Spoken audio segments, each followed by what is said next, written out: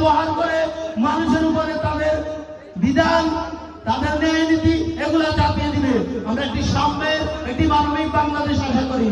আমি আজকে উপস্থিত এই মঞ্চে আমার যারা ছাত্রছাত্রী ভাইরা পুরো সুবর্ণচর থেকে এসেছেন, আপনাদেরকে সাধুবাদ জানাই, আপনাদেরকে একটা আহ্বান জানাই।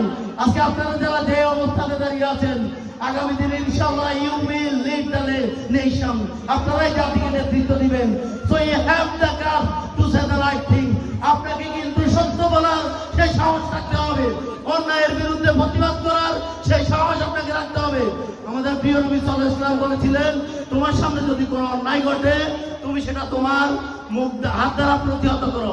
যদি হাত দ্বারা প্রতিহত করতে সক্ষম না হন, মুখ দ্বারা প্রতিহত করো। যদি তাও না হয়, অন্তত অন্তর দ্বারা ঘৃণা করো। আপনারা দেখেছেন জুলাই বিপ্লবে এক একটা নাগরিক, প্রত্যেকটা শিশু থেকে শুরু করে আবার বৃদ্ধ বনিতা, একজন রিক্সা চালক থেকে শুরু করে ছাত্র সমাজ, প্রত্যেকজন মানুষ অন্যায়ের বিরুদ্ধে, নির্যাতনের বিরুদ্ধে যে তাদের আগ্রাসী মনোভাব দেখিয়েছে, জাতি এটা থেকে বুঝে গিয়েছে সামনে কেউ স্বৈরাচার হয়ে উঠতে পারবে না। আমরা স্বাধীন, সুন্দর, সাম্য, মানবিক বাংলাদেশ আশা করি।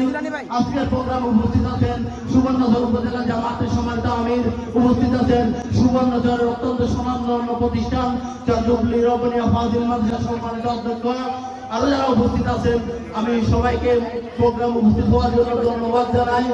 আর সর্বশেষ আমার সুবর্ণচরের এই খুদে ভাই বোনদের উদ্দেশ্যে আমি দুটো কথা বলে শেষ করবো। আপনি যেহেতু student, you have to understand what your duty. আপনার দায়িত্ব কি, আপনাকে সেটা বুঝতে হবে। You will be the best son of your parents. আপনার মা বাবার কাছে সবচেয়ে ভালো সন্তান আপনাকে হতে হবে। You will be the best person of your locality. আপনার সমাজের মধ্যে সবচেয়ে ভালো মানুষটা আপনাকে হতে হবে। You will be the best friend of your friend circle. আপনার বন্ধুদের মধ্যে সবচেয়ে সেরা মানুষটা আপনি হতে হবে। যদি এটা হতে পারেন, আপনিই পারবেন আপনার সমাজকে বদলে দিতে, আপনিই পারবেন আপনার এলাকাকে বদলে দিতে, আপনার দেশকে বদলে দিতে। তা আমরা বলতে চাই, এই জাতি আর কখনোই অন্যায় মেনে নেবে না, শোষণ মেনে নেবে না।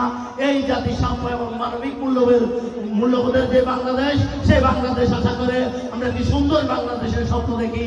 এই আশাবাদ ব্যক্ত রেখে এবং আমাদের 24 জুলাই আন্দোলনের শহীদ ভাইদের সর্বোচ্চ আত্মার মাগফিরাত কামনার মধ্য দিয়ে আহত ভাইদের চিকিৎসা এবং পুনর্বাসনের যে আহ্বান, এটা ব্যক্ত রেখে আমি আমার সংক্ষিপ্ত কথা শেষ করছি।